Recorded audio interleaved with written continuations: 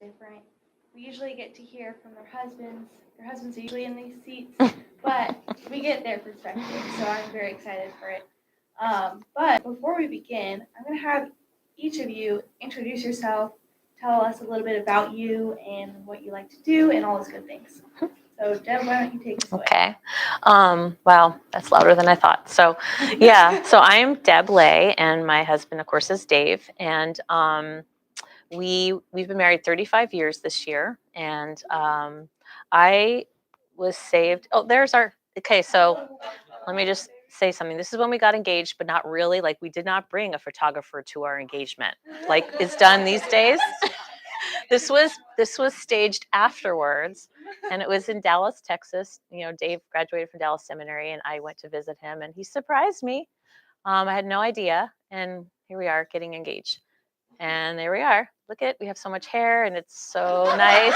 Mine's not artificial color, and his is there. So it's all good. So anyway, and also I love this picture because his bow tie is crooked. So yeah, you have to have something imperfect at your wedding, and that was it. You guys had a lot imperfect at your wedding, right? So anyway, we're married 35 years, and we have 8 children, and 5 of them are our biological children, and 3 of them were children that we brought into our home later on, which was a surprise, but a good surprise. And God just chose to take one of them home to be with him actually 10 years ago. And I'm going to try to say, because this is not really my thing, but yes, we've been married 35 years, and 34 of them we've been in ministry, pastoral ministry, and then the past 7 years we've been here at Alaska Bible College. Very privileged to be here, and we enjoyed, I would say, 95% of it.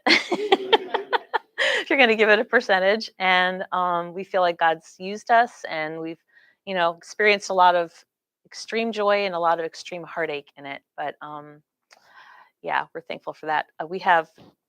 So our kids are they're all out of the home right now, and most of them are married or on their own. So we don't have anybody in the home except for us and our dogs, and it's quiet, but it's actually really sweet. We kind of were a little anxious about this time of our life where our kids were gone. Like, how's it going to be? How's it going to look? Are we going to like being together after raising 8 kids? And we really love it. And I love the fact that I don't have to cook for 10 people every single day. So I don't even think about dinner these days. It's just great. So anyway, yeah, so I don't know, you want to low down on my kids, like how old they are or whatever? Oh, for fun. Okay. So I play the piano, and I teach piano lessons, and I love to be involved in worship. I love to read. I love to hike, and just be outside. And then I like to also just be quiet and be by myself. I don't mind being by myself, and and I like to be around people. It's kind of like everything. I like everything. So yeah, our kids are aged 30. Oh glory, 30, 34 down to 20. They're turning 34 this year, down to 24. So there's a 10-year gap between them. And that's it. Thank you. All right, Kathie, what you got for us? Kathie Jarrell, married to Dan. There's a picture of our engagement picture, and we got married. If you can even We both look really different. I did mention I wanted his hair to go longer, but kind of like that. I grew up here in Alaska, and met Dan when I went to Multnomah in Portland, Oregon. When I finished, I stayed for a year, and I met him at church in the singles group. We went caroling, and I held his guitar up because he had forgot his guitar strap. So that was kind of our first. Kind of how sneaky. We've been married 40 years in June. We have 5 kids. Jesse, Amy, and James are our biological kids, and they are 31, 33, and 35. And then we adopted 2 kids when we were in Arkansas as babies, when I always thought we should have 4 kids. And after I had James, he was 10 pounds. He was born in 20 minutes. And I decided that probably wasn't a good idea to do it because I'm done. So I started praying that if God wanted us to have more kids, someone would call us. And I actually got a phone call from an adoption agency asking if we'd consider adopting. So big, huge answer to prayer, just knew that it was what we were supposed to do, which was really cool and very good because he's been incredibly hard to raise. So, but his name's Andrew. He has just turned 24 and he's a commercial fisherman. And then we adopted Molly and she's special needs. So when we were thinking that we were going to, launch everybody and have this empty nest, we probably won't ever have an empty nest. Molly's going to be with us. So that's a big shift for us. But anyway, she's just turned 22. So, 5 kids. We have 7 grandkids and 2 on the way. One of my daughters lives in Fairbanks with her 3 and expecting a 4th. And then we actually, because of several circumstances, ended up living with our oldest daughter and her husband and 3 children. So that's where we are right now in Eagle River. And this summer we plan on Molly and Dan and I moving into an RV and traveling for a year. So that's what I like to do is be with people and feed them, have them over. Dan and I are opposites in a lot of ways. He's very articulate. He's a good communicator. He wins with words. And if I had to plan something that I needed to say, I would totally not do very well. That's not my gift. So, I was always nervous about people listening to me talk because they're going to expect someone like Dan. And that's not. I feel the same way. Yeah. So Me you're not too. getting our husbands, you're getting the other Yes. side. So, yeah, I don't even know if I answered the question. I think you did. That was Okay, great. good. All right, so our first real question can be interpreted however you want. But what's the best life advice you've ever been given? And I'll let whoever wants to go first go. Do you want to go first? Sure. Okay. So when I was thinking about this, there's one that stands out, and it's not like terribly deep, but I got to meet Dan's grandmother one time. Her name's Autumn, and she was in her 90s and lived in Colorado. And I think we only had one child at the time, but I remember her very pointedly sitting me down and looking at me, and she said, "Don't worry so much about your house and keeping it clean." She said, "Spend time with your kids because you only get a short period of time when they're gone." And I think that was really good advice. Now, I told my daughter that today. She goes, "Oh, you really took that to heart," because my house was not always in order, but relationships are really important. So I took that to heart. Yeah, That was mine. yeah, that's great advice. I feel like I need to keep that in my mind too. Thank you. Okay, so I don't even know who told me this, so I can't even attribute it to somebody. Somebody told me this, but they said, say yes. And so, whether it was, now you got to kind of clarify this because you don't say yes to things that are wrong, or unbiblical, but like to my kids, try to say yes instead of no, when they were growing up. And when ministry comes along, try to say yes to it instead of no. Like, I can't do that because it's not my gift, or I can't do that because I don't feel comfortable, or I'm going to be nervous, or like this situation right here, like for me was one of those where I said, yes, I can do that, but I was super nervous about it. So say yes as opposed to no. Take advantage of the situations that God puts in your path to grow you, to make you better. And maybe it's not your gift, but you can learn from it. You might be able to bless somebody as a result of it. And maybe you will discover a gift that you had that you really didn't know, and God can use it in different ways. So say yes, except when, of course, it's not right to say yes. Okay, there. Don't say yes to drugs, all right? But say yes to a lot of other things. Boundaries are good. Yeah. Sometimes you think those are good. Yeah. So my next question is, you guys shared a little bit about how you met your husbands, but what I want to know is, did you individually have aspirations for your future that maybe changed after you met your husband? Or maybe they didn't. Share it a little bit. Okay. You want to go first? We should like flip a coin or something. Okay, I'm just Okay. not just a real deep person. I wanted to marry someone who was in some kind of ministry because I worked at Nike. And, you know, after a few years, you're going, okay, I'm not making any difference in anybody's life, right? You know, I mean, it's shoes. So I wanted to marry someone in ministry and have kids. I didn't have aspirations for, you know, a career and that kind of thing. I know a lot of people do. There's nothing wrong with that, but that's who I was. So, no, it worked out perfect. That's great.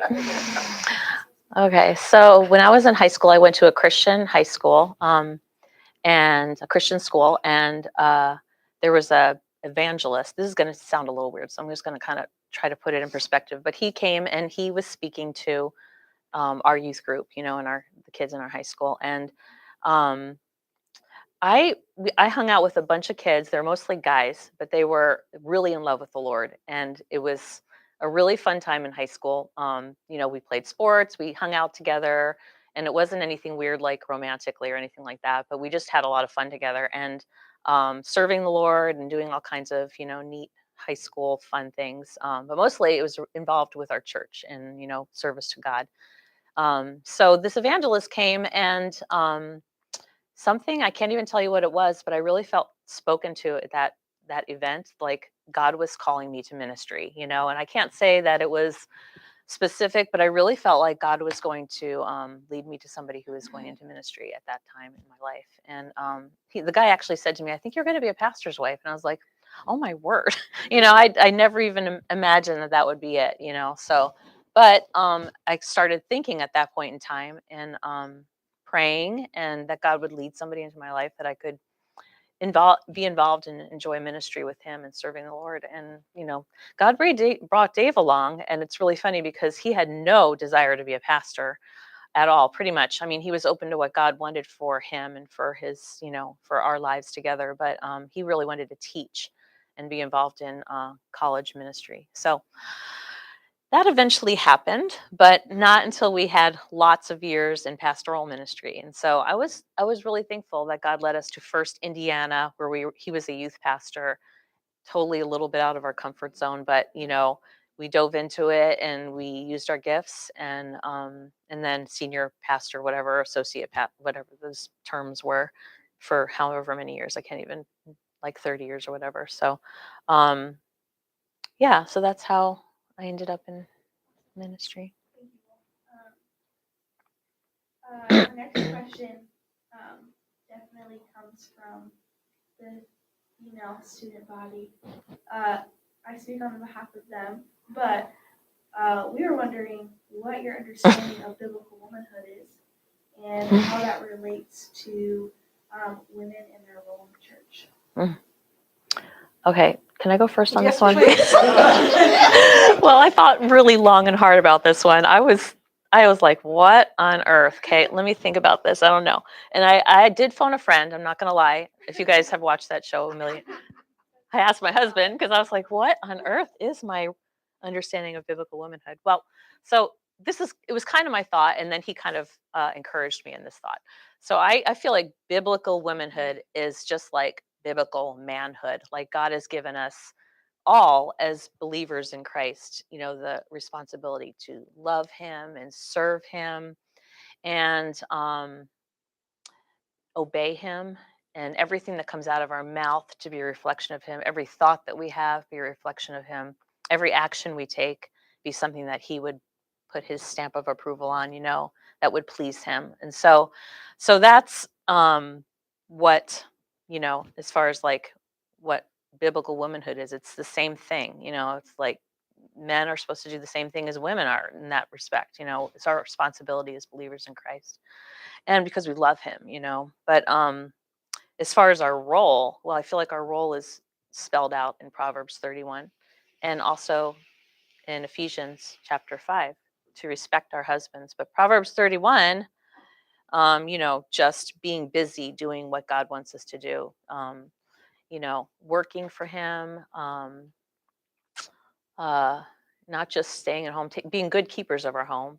And this is for single women as well as married women. You know, if you're single and you're a believer, then you have responsibilities and roles in that too. So I'm not going to say anything really controversial about that. I'm just going to say that my role as a wife is to respect my husband and what he has to say, and of course, he's getting his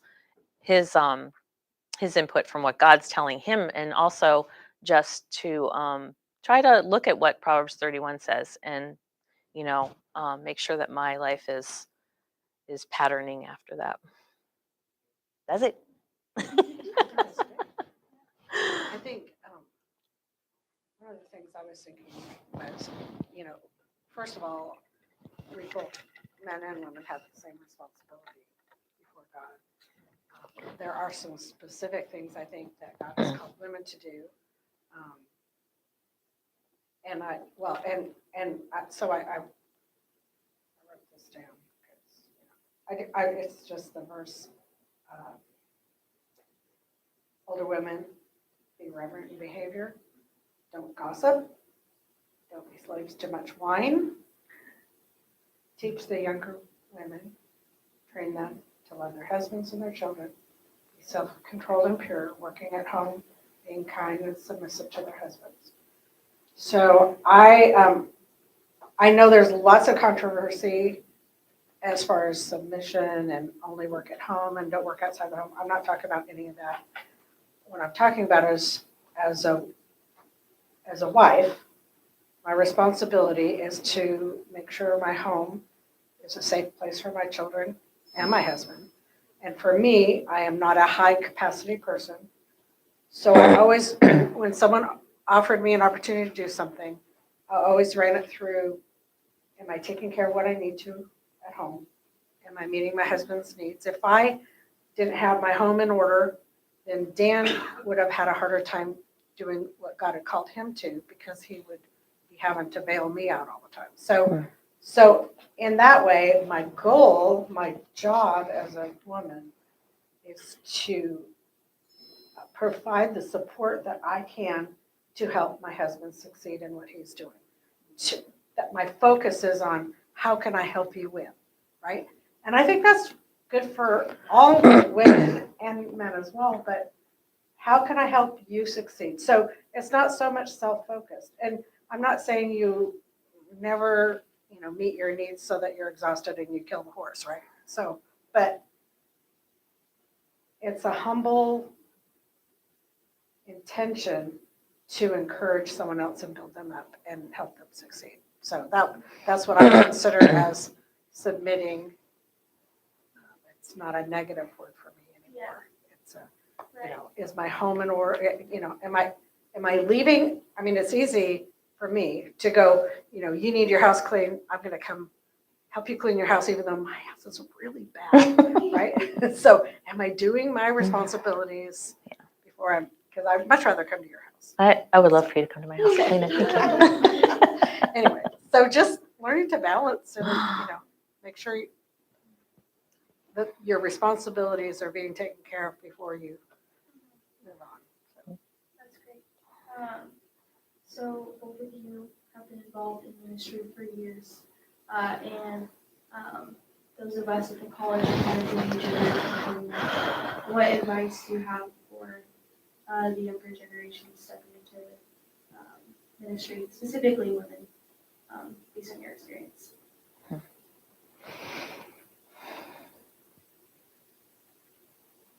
Did you write anything for that? I think in some ways, figure out what God's gifted you to do. And there's many people even here who've been living around you, your professors, the counselors, the staff, whatever. Listen to them, listen to their advice on maybe the areas you need to work on, but also areas of strength, and humbly offer that to the church. You don't have to always, so they say you're a good teacher. That doesn't mean you can't do something else that you will. As a wife of a pastor, I do not play the piano. I did not lead Bible studies because those aren't my gifts. But I served the church as anyone. So I didn't feel like just because my husband was a pastor, I had to. So just, I think a lot, it has to do with being humble Mhm. and serving others when there's a need. And I think God uses even the serving in areas that aren't your gifting to develop you and create in you who He's having you to. So Mm. I would just don't agree. get I agree. involved, Yeah. get involved, but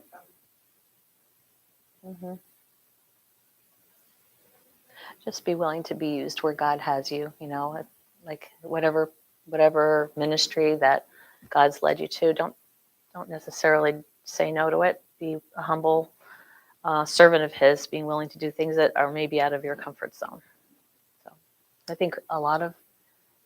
I'm not going to be young people bashing today because I love young people, but I think there is a me mentality that's going on today. You know, I got to do what I want to do, and and anything that infringes upon that is not going to happen. And I feel like as Christians, we need to fight that and be willing to be used, even in areas that we don't feel comfortable in. So.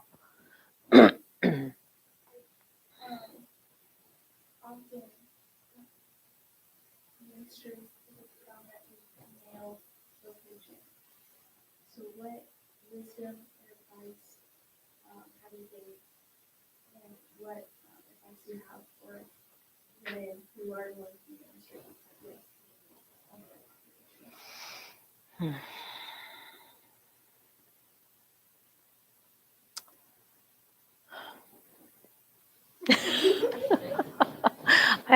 This is a hard question for me because, that wasn't something that I was always a pastor's wife, and I wasn't really, I wasn't working on staff at a church, but I know a lot of you ladies might be working on staff at a church. So I would say don't be ashamed of having great ideas and being willing to use, the creativity and gifts God's given you in a situation like that. Don't try to avoid feeling like you're being looked down upon, or but kind of step out there boldly and respectfully, because if you come across like you know it all, then that's not going to be listened to either, and that's not going to be a good working relationship with men. But I think that would be, for me, if I were in that situation, that's what I would, just being not scared, but not feeling like I know it all too. So. I think there still is prejudice in the church of men having women come in and do leadership. So instead of getting angry and ticked off that they don't see it the right way, the whole gentle and quiet spirit that God asks us to be, and realizing that you're helping them learn that women in ministry is a good thing. So if you go in with guns blazing, all there is going to be is the fact. So, but if God's called you to teach, you want to do that, whether it's with the children or the women, or I know some people who came in that are teaching in the church from the pulpit, which is, when I grew up, that was like no, but I think that was close-minded. There needs to be leadership involved. There needs to be the support of the elders and stuff. But I think all that is available to us if God's given us that gift. But you can't.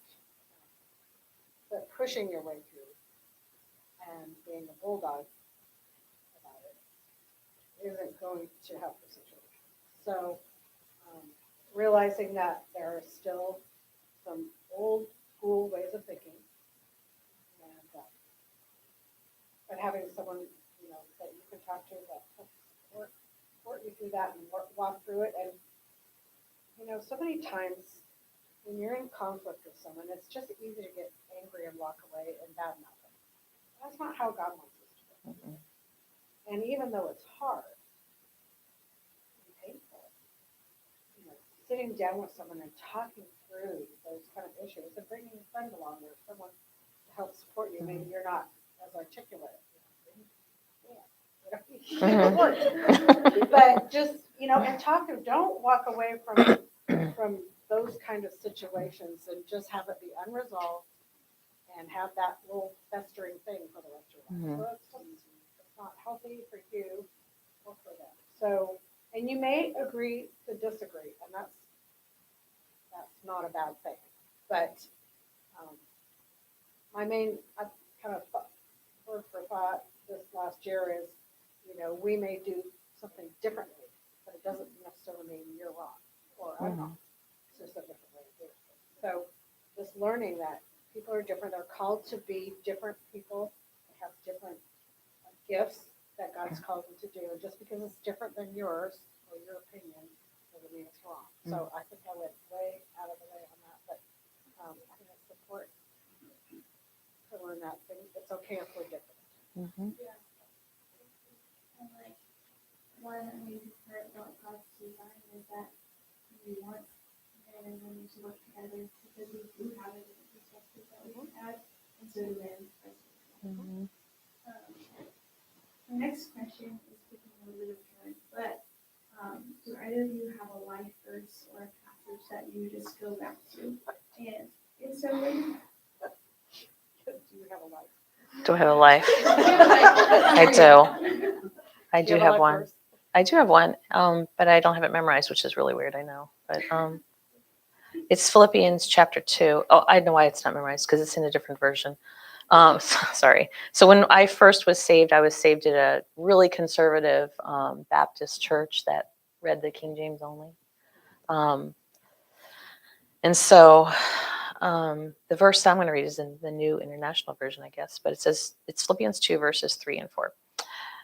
Do nothing from selfish ambition or conceit, but in humility count others more significant than yourselves. Let each of you look not only to his own interests, but also to the interest of others. Excuse me. If you read it in the King James, it says, let each, in verse 4, let each esteem others as better than yourselves. And so esteem, when we think about self-esteem, we think about, you know, how good I feel about myself, you know.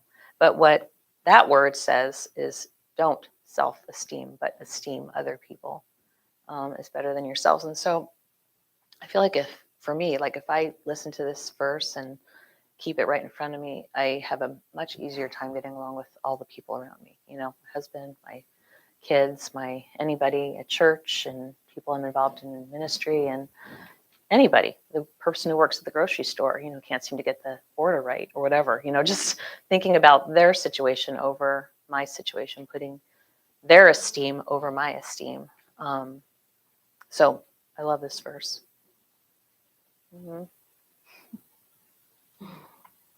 I grew up with a lot of anxiousness.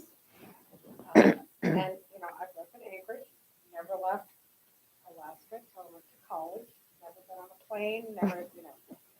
So, new things kind of freaked me out a lot. So, be anxious for nothing is one of my verses that I go to. You know, learning to trust God with different, you know, with new things. After Dan and I had been married a few years, had one child. He came one day and basically he came home. He lived in Portland and said, we're moving to Little Rock, Arkansas. Well, I didn't even know where Arkansas was at the time, you know, because, you know, Alaska, you know, I figured all the way to Colorado, and then, you know, my family was from Massachusetts. So over there, I didn't know what else was. So I just knew they talked funny, right? They have rules and they don't tell you what they are. You know, you're not doing it right. Anyway, so we moved to Arkansas for a year and stayed for 12. And I had a really hard time because, well, first of all, we didn't kind of work through it the way we probably should have. But my anxiousness just kicked off big time. I mean, they have warnings on your TV that tell you that it's a high and I didn't understand, you know, warning or watch for a tornado, and I'm all night watching for for a tornado. So I didn't know. So there was a lot of fear. And, you know, I'm having children, babies. So I'm babies and tornadoes are coming to get me. And how do I, you know, so that was really hard. It was hard on our marriage because I was so focused on my fear that Dan was distracted from his ministry. So that was a hard thing for me. But I kind of came to the fact that I didn't want to be there, but God called Dan there, and I was married to him, so I must be okay there. So if I'm supposed to be there, he'll take care of me, right? I mean, that's kind of how I got to it. And after about 3 years, I kind of settled in. But that was a really hard time for me, just trusting. So I've struggled with anxiousness all my life. And, so that was the first step that helps. That's great. Looking back, before you got married, what did you think being a pastor was like? I had a really good pastor's wife when I was in high school, and I was newly saved, and she had a really great balance to her life. And you know, she had like 6 kids, and 2 of them were twins, and so she was a busy lady, but she always took time to talk to people and ask them how they're doing. And you know, and she was involved in all different kinds of ministry, but she wasn't overdone. You know, it was she was very balanced. And so when I really felt like God was calling me into ministry, I had a great example. She was awesome. And I think it looked very similar to it looked very similar to the way I imagined it, except it was completely more than I thought it was going to be. Like, okay, so I expected Dave and I to have our kids and, you know, just serve together. But then we had all of these things that happened with, you know, the couple in our church who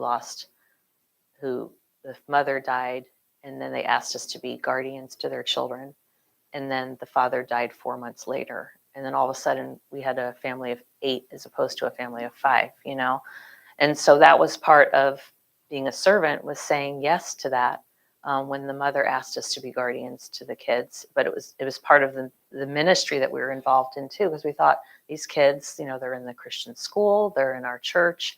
If we don't say yes to this and something does happen to them, they'll be split up and be all over the country. And so that part of it, the children coming into our home was a little different, but it was such a huge growing experience for us, you know, and also being in ministry, so cool to see the church just kind of gather around us and love on us and help us.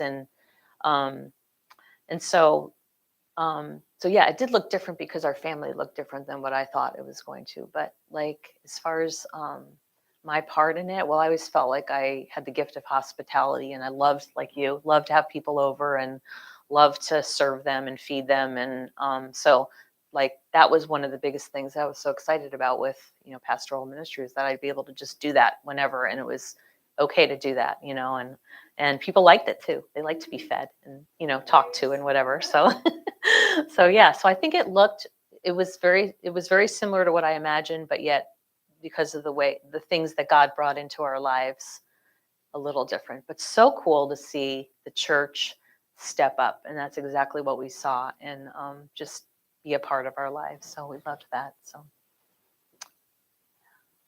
I'd say it was pretty much what I was thinking. Of course, Dan has always been very strong that when he was hired by the church, they were hiring him.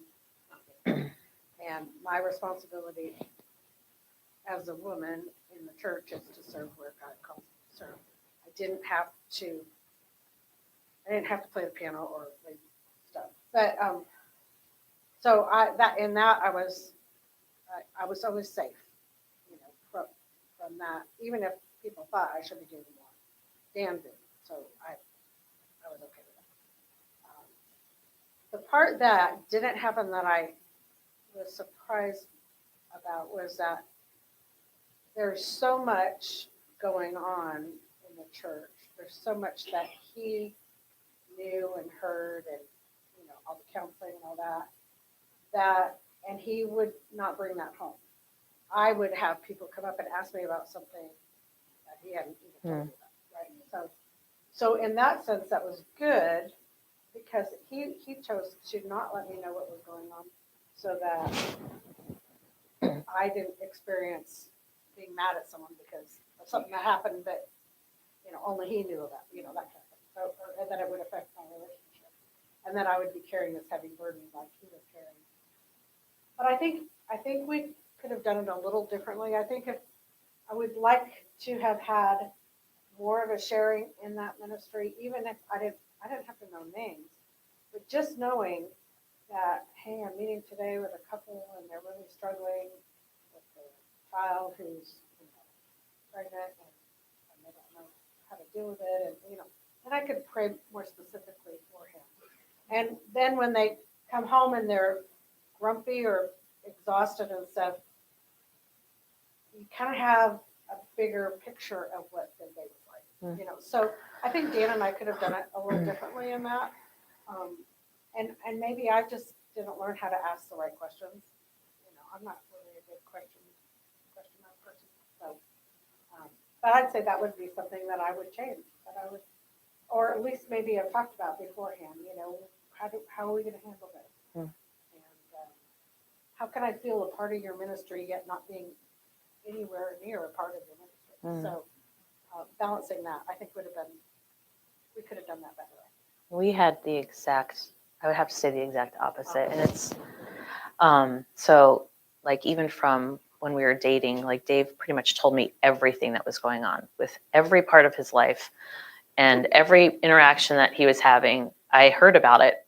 And so as that transferred into ministry, I knew when he got a letter from this person that he didn't like his message. Yeah, hate letter. He had a little file of them. He got a hate letter when, these people were having marital problems, everything that he was going through pretty much. And he was, if there was something that would be really damaging to me personally, I'm sure he would not have told me. Maybe he would have, I don't know. I feel like he told me everything. And so I had to the thing is there were times where I had to be really careful to keep confidences. We had to be really quiet around our kids, and make sure we were talking about these things when all 8 of them with their ginormous ears weren't sitting around just, oh, yeah. So, but they did hear things, and thank God all of them were really quiet kids. They weren't they wanted to go and tell their best friend, and especially when we brought the 3 kids into our family, we had to be even more careful about what we talked about because they weren't our blood children. So sometimes they didn't necessarily feel the same confidentiality with their dad being a pastor that our kids did. Our kids knew that it was bad to say anything that they might have overheard at home. So it could be hard on a person at church or on their dad or their mom or whatever. So I heard everything, and there were times, maybe fewer, that I wish I didn't know everything, because then you see that person and you know what's going on, but I just had to be, I had to pretend a lot. I think I had to oh, how are you? I had to really love them in spite of what the things were that they did, because some of them were hard to think about, so especially with family issues and infidelities and scandals and things like that, so. Something I wish I would have paid more attention to was the way people treated our kids. And I tried really hard to not even tell them that he was a pastor, kind of like when they're little. But there were people who were like, you don't run in the church because you're an example because your dad's a pastor. I wish I would have known about that. I would have addressed it. I would have addressed it. Because people do treat your kids different. And so just being aware of that and kind of checking in and making sure that your children are being treated fairly as a child, not as the pastor. So, I think that, yeah. They thought they were.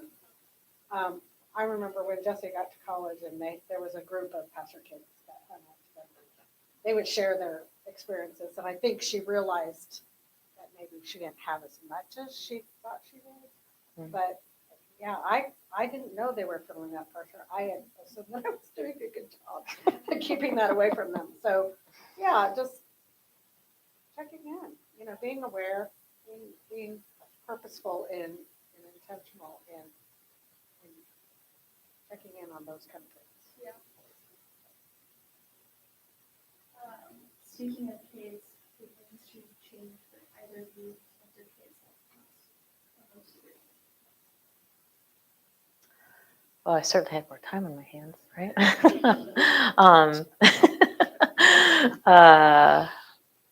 So our kids left the home. Our last one left this past summer, but I couldn't even count her as being in the home. I would have to say, once they left from high school, they kind of started their own lives. So that was 4 years ago. So it's really been 4 years that we've been by ourselves and, doing ministry. So this last 7 years has been a huge difference compared to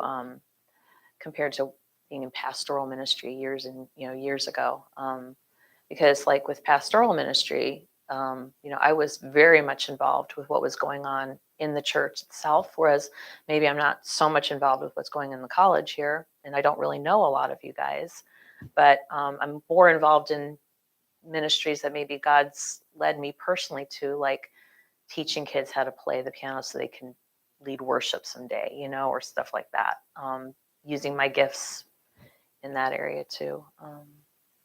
So I think that's pretty much where it's changed for me, is that Dave and I aren't necessarily like working in the same ministry together here at the Bible College, but we talk about it all when he gets home, and I try to know who you guys are, by having you over every once in a while, and praying for you all, and hearing the stories, and so did I answer the question? Sure. Okay. Yeah, a little. It's been a little different after our kids have left home, and not in bad ways. Some ways, I mean, I really miss. I look back and our time together with pastoral ministry, and I miss a lot of things about it. But God had that time of our lives, and then He closed the door on that and opened up a new time. And it was a little bit of an adjustment. Like, I'm not going to lie, moving up to Alaska wasn't an easy thing for me to do. I had all my grandkids down in the lower 48, and I was like, this can't be God's will.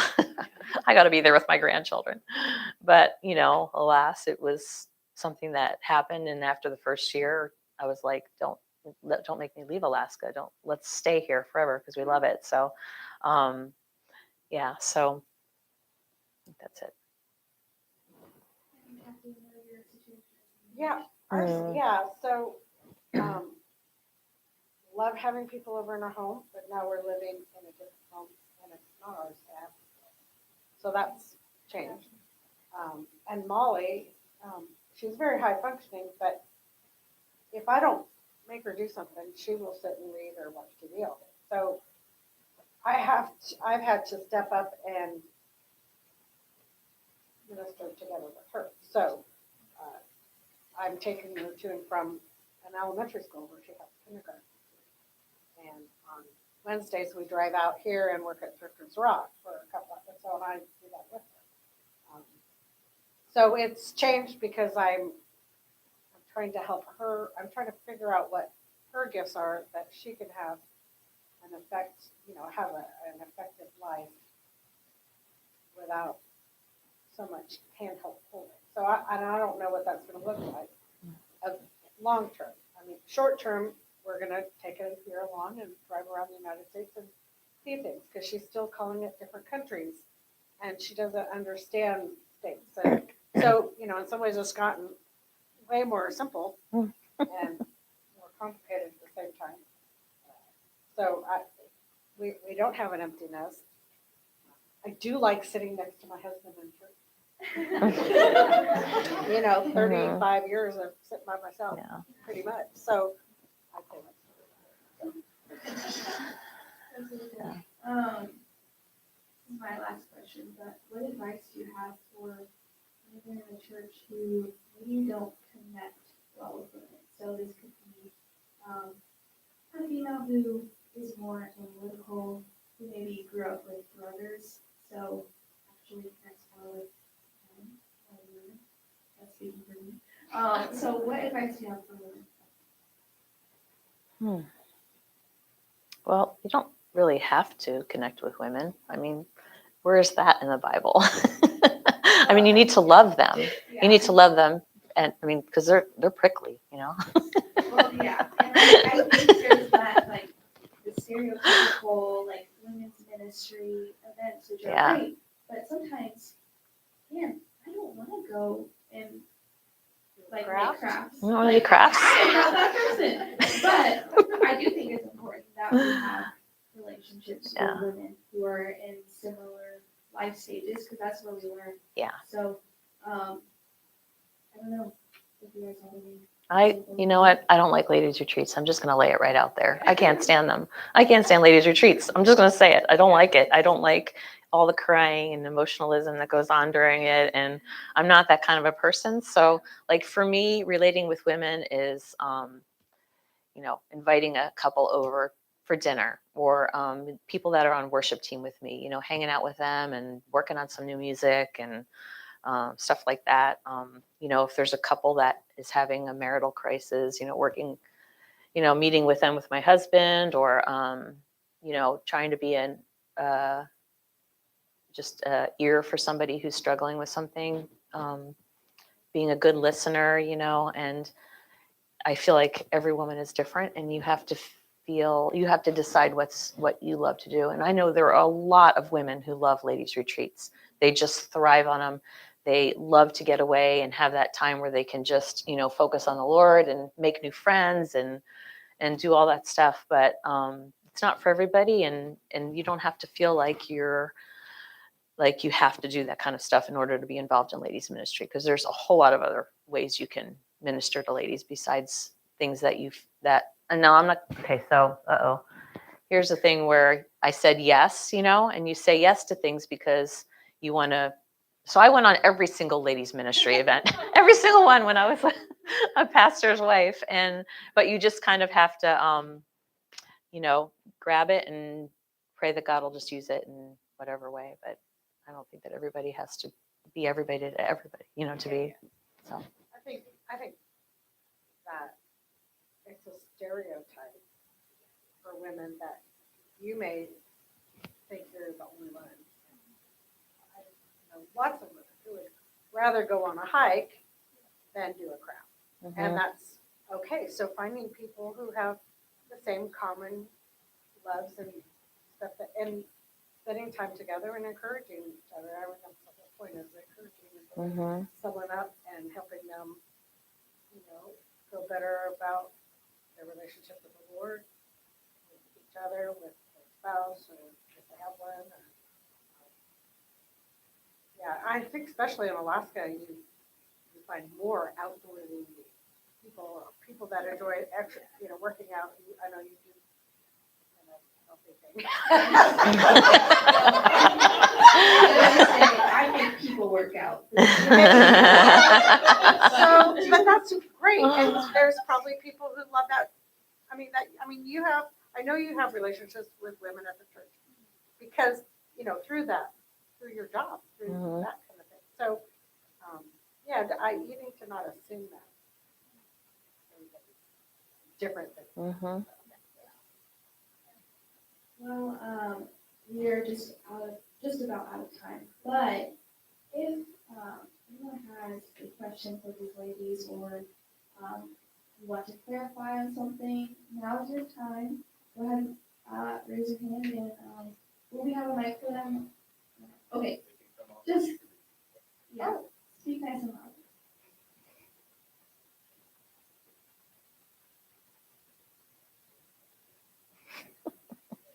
something you kind of mentioned, something that you look back at these people done as a pastor's wife.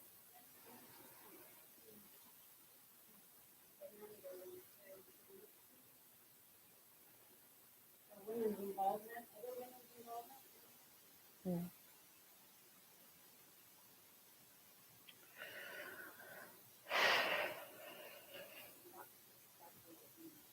I just meant, like, you're automatically assuming part of the leadership of the church.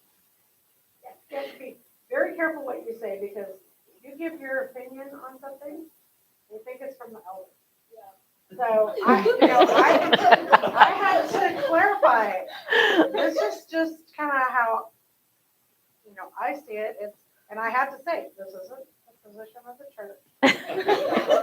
Because, that can get you in trouble. So just being aware that people put stuff on you that's really, authority that you don't necessarily have. Or on the flip side, you have influence, but you feel like you're going to be I don't know. Just looking Yeah. back over the years. So I could have manipulated them.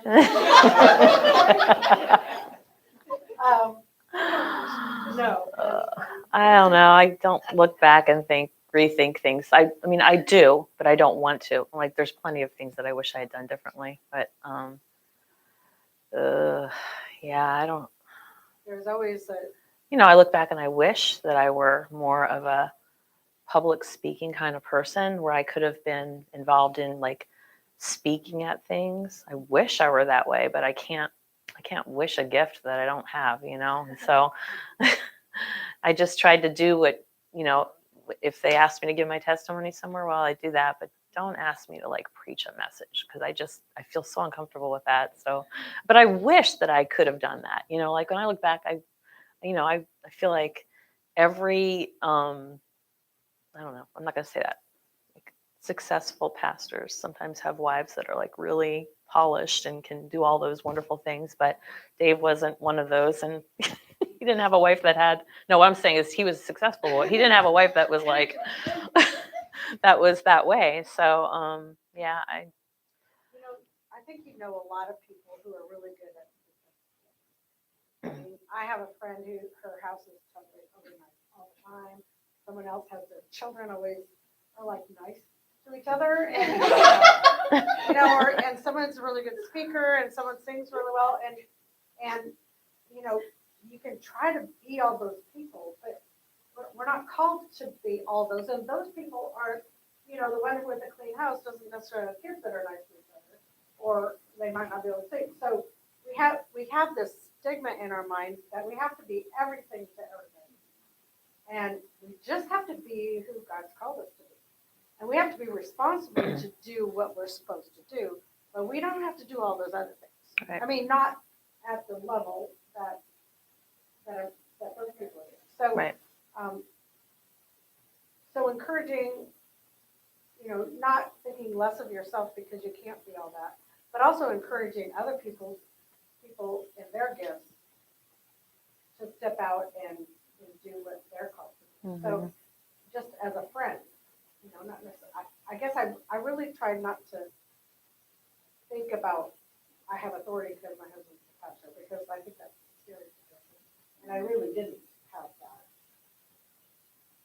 legally. They're not giving me that, but I did, so just as a responsibility as a child of God to encourage and build up others in their gifting, our children as well as our friends and the people that we come in contact with. Being intentional about it, I could have done better at that. I wish I could. I would have loved to have been a polished speaker, but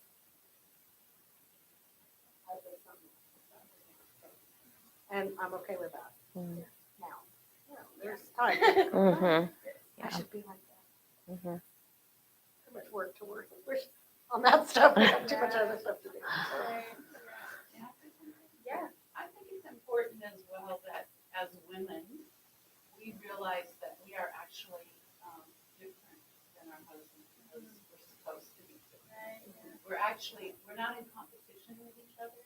We're actually completion with them. And so as we find that position in our relationship, we become a bigger asset to our husband, and we are allowed to be ourselves.